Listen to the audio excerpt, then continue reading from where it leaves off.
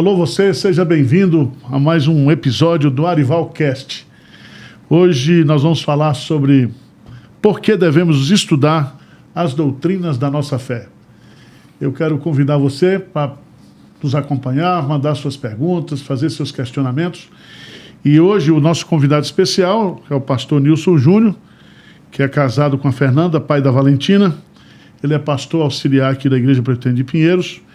Ele é o diretor responsável pela Escola Teológica Sã Doutrina, aqui da IPP. Formado em Teologia, História e Filosofia.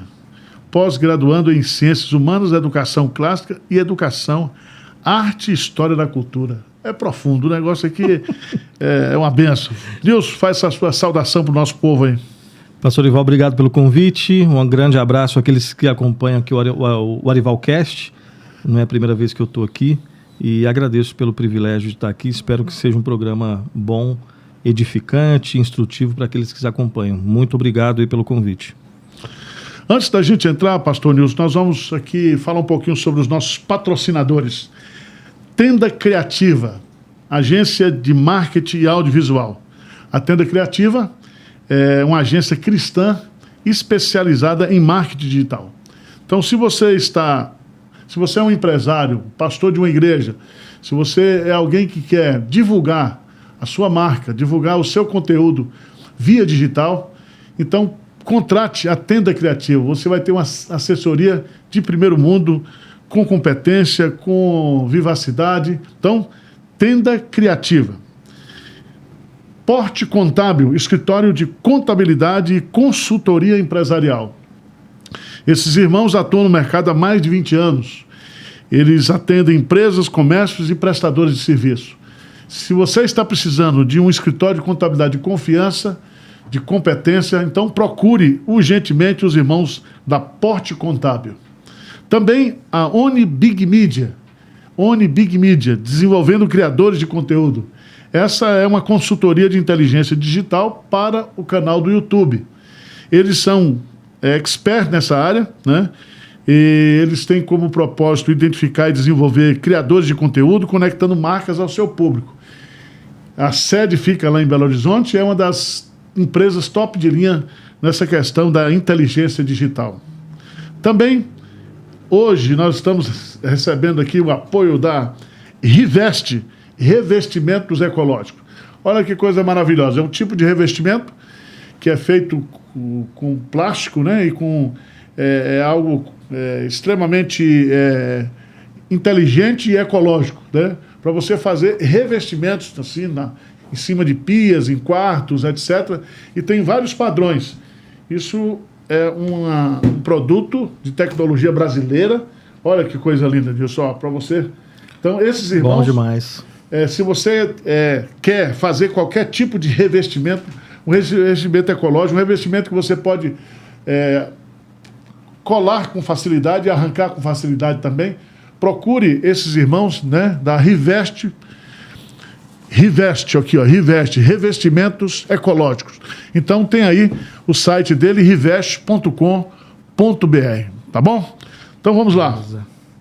Se você deseja ser um patrocinador, você quer que a gente divulgue aqui os seus produtos, entre em contato aqui com a nossa produção, que a gente fará com a maior alegria, com o maior prazer. Pastor Nilson, vamos lá. Pauta de hoje, o que é a sã doutrina? Vamos lá, reverendo. Uma possibilidade de resposta, né? Embora a expressão já ajuda um pouco a gente, né?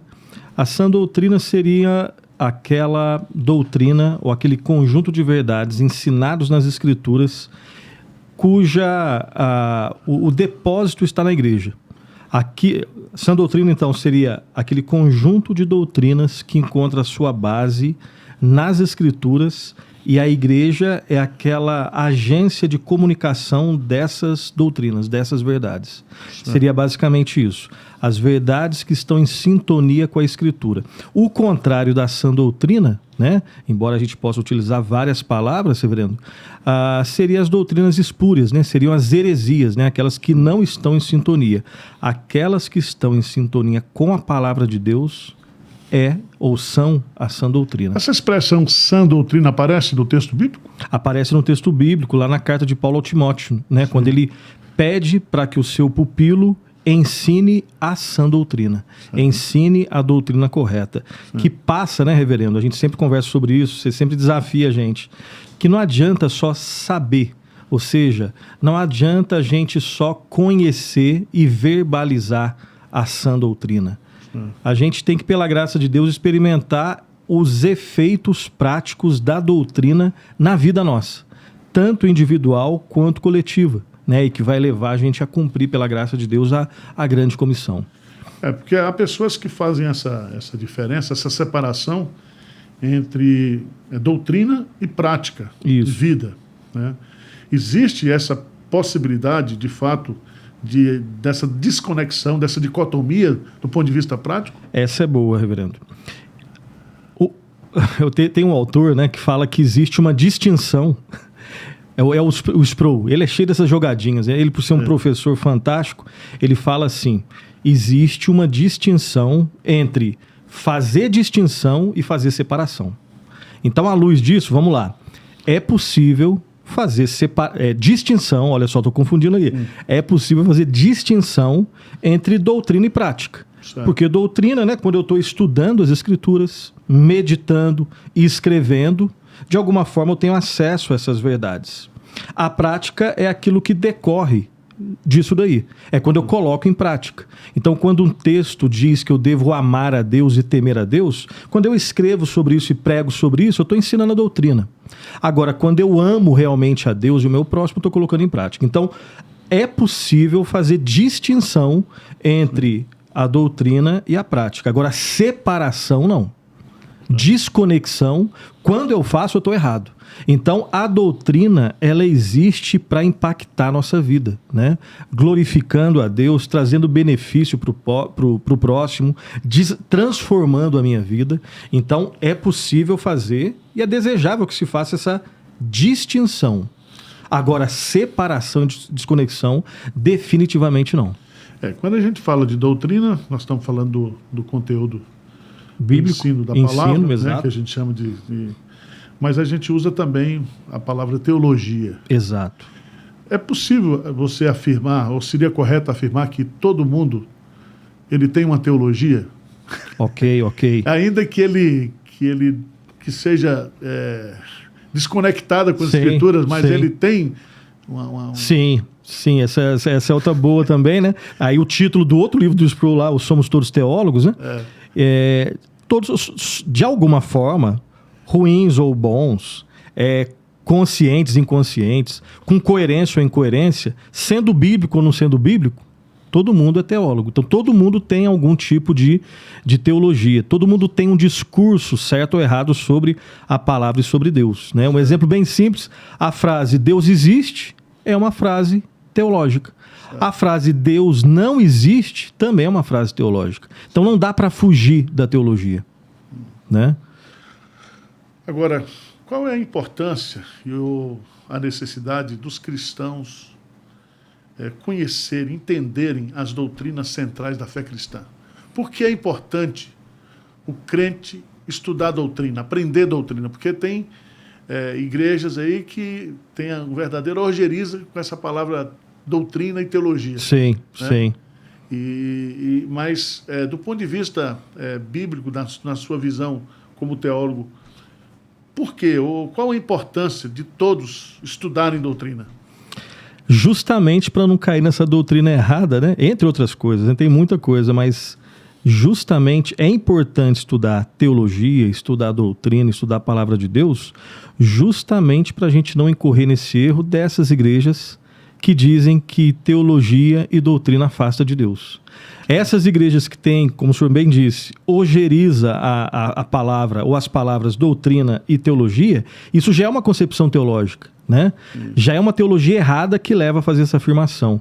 Então, essa seria uma função. Eu tenho que estudar a palavra de Deus para não incorrer no erro de achar que é possível conhecer a Deus longe da palavra de Deus. Agora, vamos tentar ser mais prático, né? Deus se revelou num livro. O único Deus que existe, o Deus sábio, santo, justo, que é amor, ele decidiu de forma sábia se revelar num livro, né? Revela-se na natureza também, e os autores falam sobre isso. Ele se revela, obviamente, no seu Filho amado, que é chamado, né, curiosamente, de Verbo de Deus, né? Palavra de Deus também. E ele se revelou num livro que é para ser lido, que é para ser conhecido, que é o livro que mais desafia a gente, que mais bate na gente, num certo sentido, e que mais dá esperança para a gente. Então é importante estudar a palavra de Deus para que a gente conheça quem é Deus, conheça quem nós somos, saiba o que tem de errado com a gente. Tem alguma coisa errada com a gente, conosco, né? Que a Bíblia chama de pecado. O que é pecado? Como que a gente pode se livrar disso? Quem resolve esse problema? O que é amor? Amor é o que? É teoria ou é prática? Qual que é essa prática? Por que para salvar foi necessário enviar o seu filho para morrer numa cruz? Será que não dava para fazer de um outro jeito? Né? Então essas perguntas aí que angustiam a gente, né? Quando a gente se encontra desanimado, perto da morte, quando alguém que a gente ama vai embora, sobra o quê? O que fica para dar esperança? A Bíblia não se cala sobre isso. E aí a gente vê o valor prático da teologia. Certo. Agora, Nilson, se a Bíblia é a revelação escrita de Deus e todos nós estudamos a Bíblia, né, dentro dos princípios da exegese, por que as doutrinas são diferentes para cada igreja ou denominação? É uma questão de interpretação? Sim. Né? Vamos supor aqui, né? Tá. Uma pergunta que o pessoal faz. Nós, presbiterianos, nós batizamos por aspersão. Os batistas e os pentecostais, eles batizam por imersão. Imersão. Né? Sim. E a discussão está aí. Por que um optou por esse método e o outro por outro, né? Eu estou colocando uma coisa simples, né? Porque como é que você vê isso? Essa questão das diferenças da igreja e das denominações. Existem várias denominações, né, reverendo, né, que foram surgindo ao longo da história da igreja. Né? A gente pega desde o período antigo até o nosso período, né? E continua existindo. Né? Se a gente for fazer um levantamento, até hoje existem muitas igrejas que nasceram há pouco tempo. Né? O que leva a essas igrejas serem tão diferentes? Aí são vários motivos. Tem motivos, né, como o senhor colocou, hermenêuticos, ou seja, servos de Deus sérios olham para a Escritura e por alguns motivos um interpreta de um jeito e outro de outro. Motivos históricos, motivos econômicos também, né? Tá aí a teologia da prosperidade já há algumas décadas que não deixa a gente, né, mentir. Ou seja, economia não está dissociada da teologia, que está dissociada da política. Você vê o movimento mais fundamentalista, o movimento mais progressista, né? Então, às vezes, a minha posição política, quando ela está acima da minha concepção bíblica, isso vai influenciar. Olhando para o exemplo que o senhor deu, que é um exemplo simples e prático, né? Você tem os irmãos batistas e pentecostais que, acerca da forma do batismo, eles batizam por aspersão. Os presbiterianos, acerca da forma do batismo, batizam eles batizam por imersão, nós batizamos por aspersão. Nesse caso, principalmente quando nós falamos, né, dos batistas e presbiterianos, são maneiras diferentes de entender o próprio texto bíblico. Então, olha para o texto bíblico, né? E olha também para o contexto histórico no qual esses movimentos nasceram, né? Os presbiterianos ali mais no século XVI, os batistas um pouquinho depois, e eles, por uma questão hermenêutica, não que isso esteja dissociado dos outros elementos, eles chegam a essas conclusões. Quando a gente fala de, normalmente, igrejas evangélicas históricas, por mais que existam esses pontos diferentes, como no caso batistas e presbiterianos, existe pelo menos uma essência em comum. Né? Ambos acreditam que só existe um Deus, ambos acreditam que a palavra de Deus é a fonte para a gente extrair, né, as doutrinas. Ambos acreditam na radicalidade do pecado, na necessidade do Senhor Jesus, que a salvação é pela graça de Deus. Agora, existem alguns pontos divergentes. Agora, quando nesses pontos, né, da espinha dorsal existe uma diferença, aí a diferença é um pouco mais fundamental. E aí entra na questão, né, de se estão no ramo do cristianismo ou não. Você que está assistindo aí, está gostando? Como é que está? O pastor Nilson aqui é uma figura, ele explica tudo aqui. Então, você que está aí nos assistindo, eu queria que você se inscrevesse aí no nosso canal, né? Faz um joinha lá. Nós estamos aí nessa meta de chegarmos a 100 mil inscritos no nosso canal do YouTube. Então, colabora conosco aí, se inscrevendo. Nilson, quando a gente estuda teologia também, existe um capítulo lá que trata também da história das doutrinas. Sim. Não é isso? Por exemplo, nós temos doutrinas que foram definidas nos chamados concílios, né? Exato. Né? Concílio de Nicéia, Concílio de Calcedônia. Eu diria assim, são estudos que são discutidos, revistos à luz da palavra de Deus. Sim. E em determinado momento se reafirma aquilo como a verdade, né? Absoluta, né? A verdade tirada das Escrituras Sagradas. Qual seria, do ponto de vista doutrinário, na sua visão, a doutrina mais importante que foi definida pelos concílios, assim, Sim. que foram mais polêmicas, né? Sim. Que foi a cristologia, foi a soteriologia. Sim. Lembra de algum aí que você poderia falar para a gente? Sim.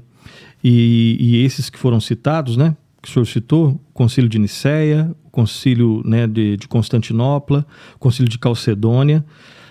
Eu creio que ali, reverendo, quando a gente fala desses concílios, né, os concílios históricos ali da primeira, né, da era cristã, né, dos primeiros séculos da era cristã, que foram fundamentais, e aí um aspecto que os torna clássicos, né? O clássico é aquilo que o tempo passa e continua sendo importante. Aquilo que é clássico, o tempo vai passando, mas aquilo continua sendo importante. Ou seja, o que foi definido nesses concílios continua sendo aquilo que a gente lê e fala. É isso que eu creio, né? E pelo menos, vou separar duas aqui, né? Vou destacar duas aqui. As chamadas controvérsias cristológicas, as chamadas controvérsias trinitárias, né? Sim. Que foram fundamentais e são fundamentais até hoje para definir aquilo que nós chamamos de fé cristã, bíblica, ortodoxa, histórica e por aí vai. Então, eu creio que aquilo que foi definido lá em Nicéia sobre a pessoa de Cristo, 100% Deus, 100% homem, eu creio que é difícil a gente falar o que é mais importante, né? Mas isso realmente é fundamental, né? Uma pessoa com duas naturezas. Exatamente. É uma pessoa só, mas com duas naturezas. A natureza humana e a natureza divina, que não se confundem, não se misturam, né?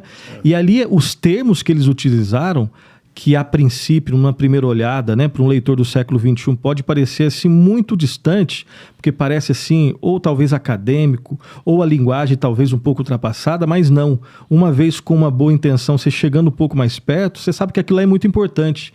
Alguns, de maneira inadvertida, né, pode falar, isso daí é discussão que não leva a nada. Não.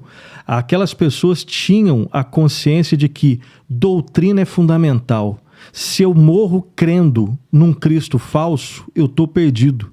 E se eu vivo e morro crendo no Filho de Deus, no Cristo verdadeiro, eu tenho salvação. Então, doutrina é algo extremamente prático. E eles entenderam isso, definiram isso, com lutas, discussões, acertando, errando, orando, enfim, né? Então, eu separo aqui a chamada controvérsia, as controvérsias cristológicas, né, que define até hoje para a gente aquilo que é correto sobre a pessoa de Cristo. Certo. Só para fazer um destaque aqui, nós, os reformadores, né, herdeiros da reforma, né? Sim. Nós já são mais de 500 anos aí da reforma protestante. Nós não vemos os concílios como a Igreja Católica Apostólica Romana. Inspirados, inerrantes, não. Não. É um trabalho de Deus, é um trabalho humano feito sob a soberania de Deus, mas como trabalho humano, ele é passível de falhas, ele é passível de revisão como consequência, A referência para a gente interpretar os concílios é sempre a palavra de Deus, nunca o contrário. Se a pergunta é, os concílios erram ou podem errar? Sim, eles podem errar. Porque é trabalho humano, claro que Deus ele é o condutor da história, né? Agora... Estou colocando isso porque dentro da doutrina, da história da doutrina da inspiração, da definição do cânon, alguns argumentam nessa linha de que foi a igreja que definiu a palavra. Isso. E nós entendemos o contrário, não é isso? Exatamente. Quer dizer, é a palavra que define a igreja. A palavra é que define a igreja.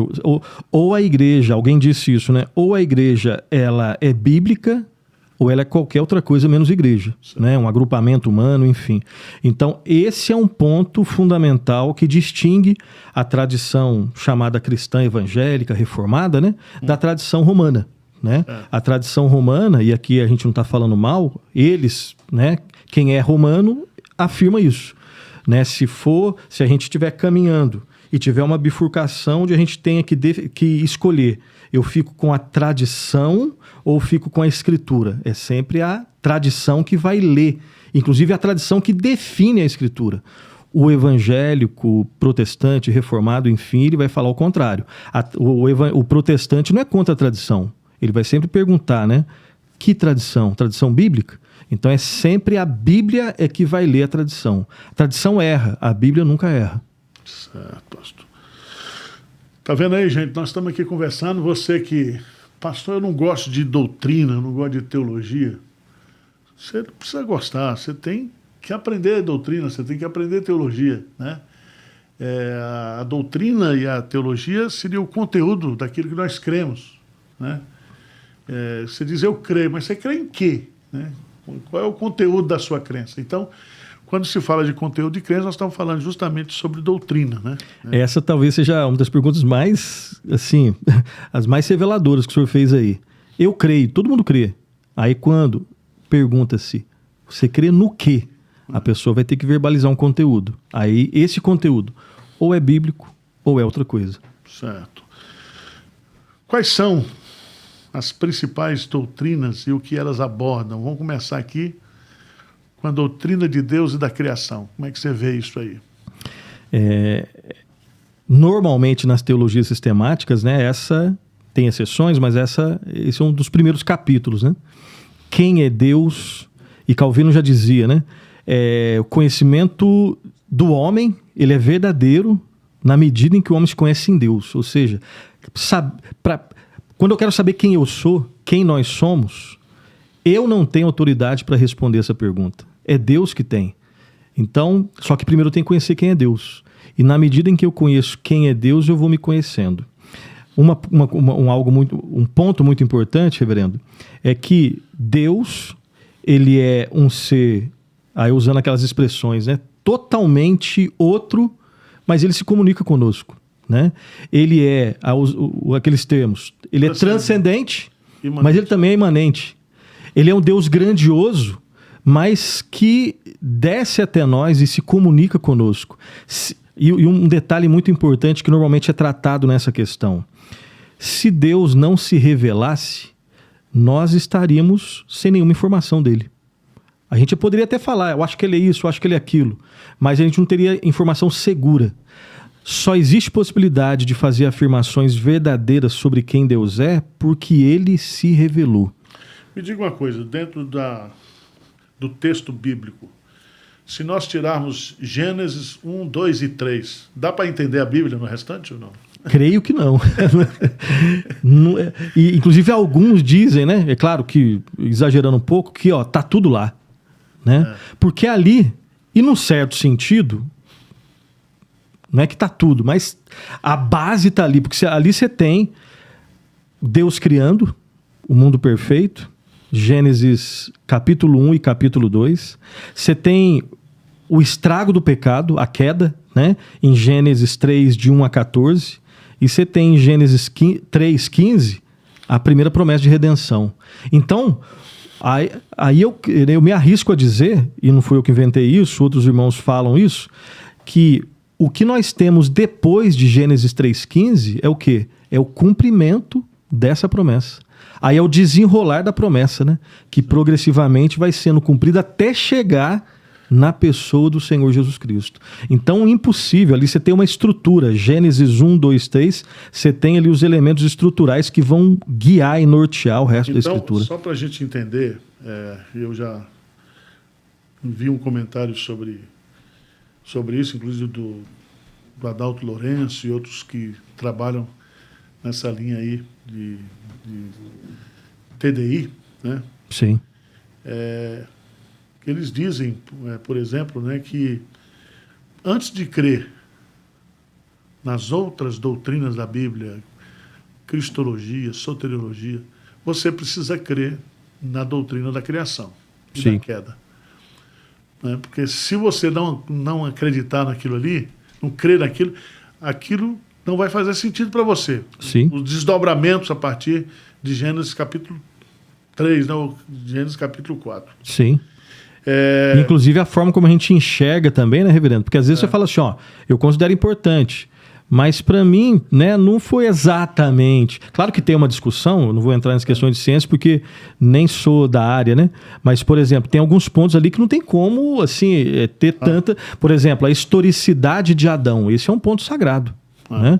Quando eu duvido que Adão foi um personagem histórico, se Adão não foi histórico, então o que ele cometeu também, que é o pecado, não foi tão histórico.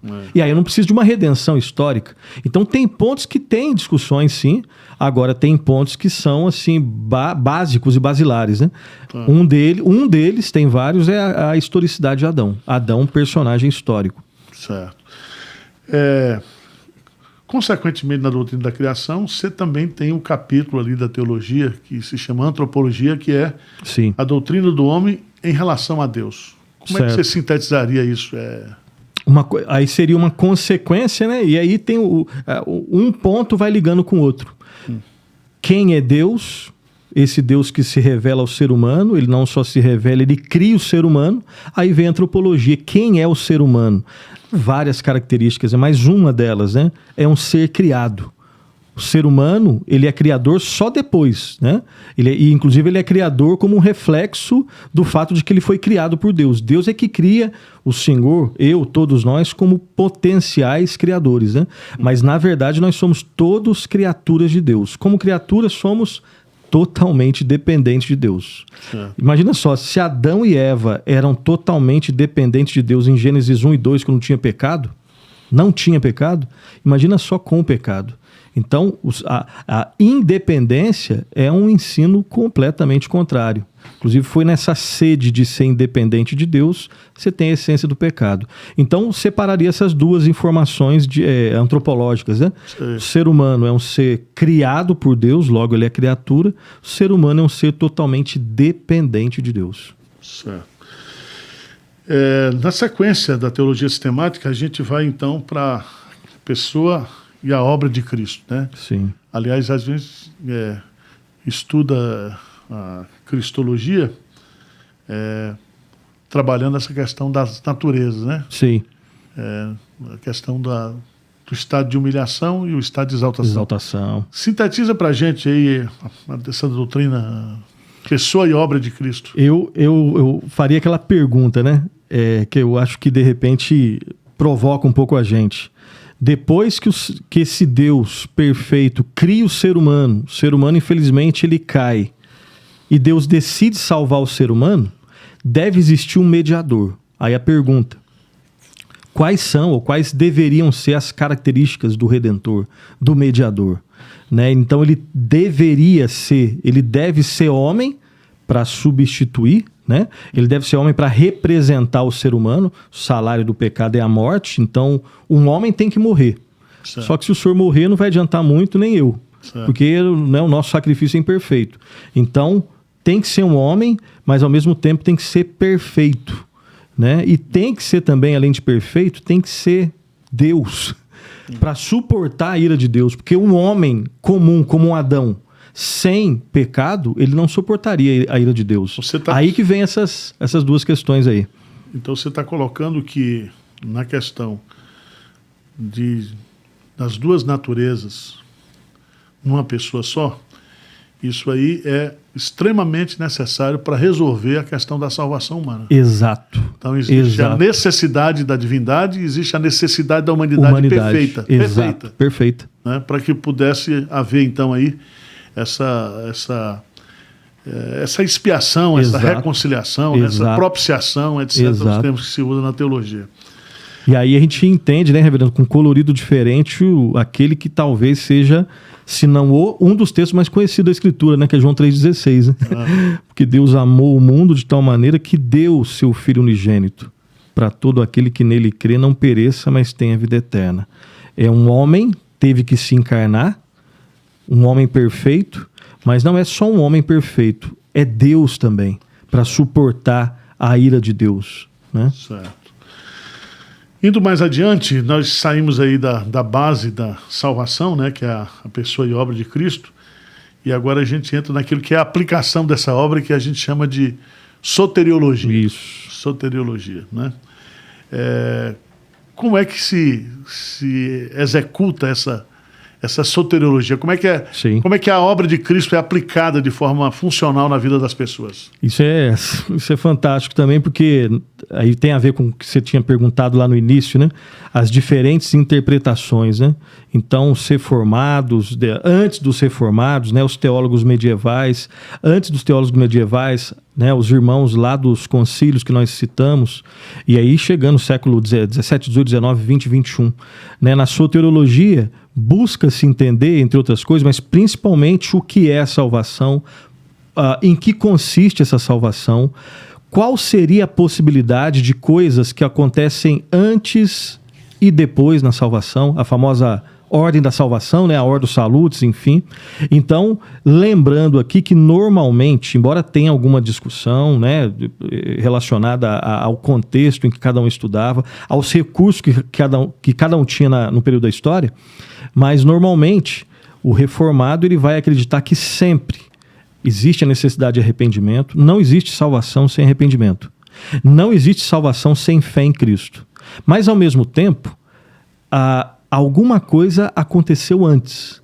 Eu não consigo, ninguém consegue, ter fé e arrepender sem a ajuda de Deus. Então a fé e o arrependimento, ao mesmo tempo que são necessidades humanas, elas são graça de Deus. Então a gente acredita que antes vem uma regeneração. Antes o homem precisa nascer de novo. E o que sinaliza esse nascimento, esse novo nascimento, é que o homem responde agora em arrependimento e fé, né? E nem sempre a gente consegue compreender exatamente, né, como que ocorrem essas coisas, mas a Bíblia, ela nos indica, né, que primeiro, se Deus não vier até nós, mortos no pecado, a gente não consegue ir até Ele. Você está dizendo que a obra salvadora ela é unilateral. Exatamente. Na salvação, o homem não tem participação Exatamente. Então não existe essa questão do conceito de livre-arbítrio, né? Exato. O homem está morto e quem está morto não tem... O morto não escolhe, não escolhe. Só Adão tinha essa possibilidade, né? Depois a gente está... O que a Bíblia... A forma como a Bíblia classifica o ser humano depois da queda não é só de doentes espirituais, né? É morte espiritual. E o morto não escolhe. Então a gente precisa não de uma ajudinha, não de um empurrãozinho, a gente precisa de ressurreição. Milagre. Se não for um milagre, a gente não consegue. Então a conversão é uma ressurreição espiritual. Ressurreição espiritual. É como se fosse é uma nova criação, né? É Deus de novo. Assim como lá na criação, Deus cria agora, ele traz à vida aquilo que estava morto, né? Vamos caminhando agora a doutrina da igreja e dos meios de graça. É muito interessante quando se aplica a obra da redenção na vida das pessoas, a igreja está sendo construída. Exato. É uma consequência lógica. Sim. Quais são as doutrinas principais da eclesiologia? O que você destacaria nessa questão da eclesiologia bíblica? Primeiro eu lembraria de novo desse elo, né? Então o homem que estava perdido, ele agora é salvo, e agora Deus, como é perfeito, ele salva o ser humano agora para viver num ambiente específico. Obviamente, né, ele vai viver na igreja, ele vai viver fora da igreja, né, geograficamente, mas esse homem que antes ele era escravo lá do reino das trevas, Deus tira do reino das trevas e coloca no reino da sua luz. A não ser que Cristo venha já, ou a não ser que esse homem morra e já vá para, né, para experimentar alguns aspectos da glória, nós estamos aqui, né? E Deus, ele é o autor dessa instituição, desse organismo chamado igreja, né? Então a igreja, ela é chamada, né? A Bíblia se refere à igreja com algumas metáforas, né? Ela é o edifício formado então por pedras de diferentes tamanhos, mas que Deus vai encaixando. Ela é chamada de corpo, né? Organismo vivo, pessoas criadas por Deus com humores diferentes, com talentos diferentes, alguns mais para dentro, outros mais para fora, alguns que falam muito, outros que falam pouco, mas Deus vai moldando Cristo em cada uma dessas pessoas, né? Então a eclesiologia lida com essas questões: o que é a igreja? Quais são as características de uma verdadeira igreja? Nós até citamos uma, né? Primeiro, a sua biblicidade, base bíblica para tudo. Como que Deus continua alimentando, né, os meios de graça, enfim. Tanto do Antigo quanto do Novo Testamento, é uma igreja só, né? Exato, nós acreditamos exatamente assim. E a igreja, então, seria o povo de Deus em todos os tempos, em todas as épocas. Exato, é assim que nós acreditamos. Em todas as situações, né? Os remidos de Deus, os eleitos de Deus, né? Você tem um número disso aí? Você teve acesso já? Não. Ao livro da vida, a relação? E a Bíblia não comunica quem... O número de membros da igreja salva, segundo redimida. João, né, é uma multidão inumerável, né? Não dá pra gente numerar, e erra aquele que busca colocar número nisso aí. E quais são os meios de graça que a igreja recebe de Deus para se alimentar, se fortalecer? Sim. Uma vez, né, que Deus agora nos traz para o reino da sua luz, a gente precisa caminhar, né? E a gente precisa de alimento, não só para o corpo, mas também, né, para o espírito, para a alma. Sim. Então a Bíblia nos instrui que a partir da leitura da palavra nós somos alimentados, a partir da oração nós somos alimentados. Deus comunica a sua graça por esses meios, por isso o nome, né? Meios de graça, meio através dos quais Deus comunica a sua graça. Na verdade, já é graça, Deus dá esses meios pra gente. E os sacramentos? Exato, né? Aí a gente acredita, né? Embora os romanos acreditem em 7 sacramentos, nós acreditamos que existem 2 sacramentos, né? O batismo e a ceia. No Antigo Testamento era a circuncisão, né? Porque sempre que existe aliança, existe um sinal da aliança, né? De modo pedagógico, Deus nos ensina isso. Então, no Antigo Testamento era a circuncisão e também a Páscoa. A gente acredita que, olhando para a Bíblia com cuidado, nós vemos essa mudança no Novo Testamento. Um crente do Novo Testamento até os dias de hoje não precisa circuncidar. O que ele precisa é batizar. Um crente no Novo Testamento não comemora a Páscoa judaica. Um crente no Novo Testamento agora, e Cristo deixou claro na última ceia, né?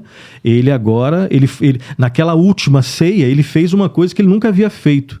Ele pegou em algum momento a refeição pascal lá, pegou o pão e falou: "Isto é o meu corpo".